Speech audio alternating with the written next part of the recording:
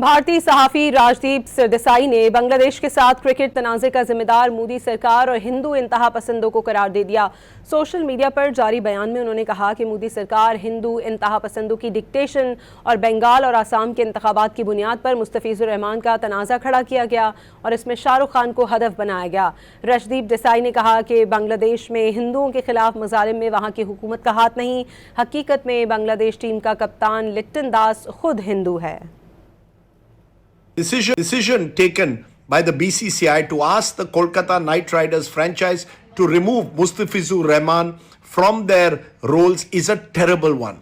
It's clear that this has been dictated by the government of India, and it has been dictated not on foreign policy considerations as much as to cater to social media outrage and indeed the emotions of Hindutva hotheads. There are elections taking place in Assam and Bengal. The BJP wants its base vote to be galvanized with anti-Bangladeshi Muslim rhetoric.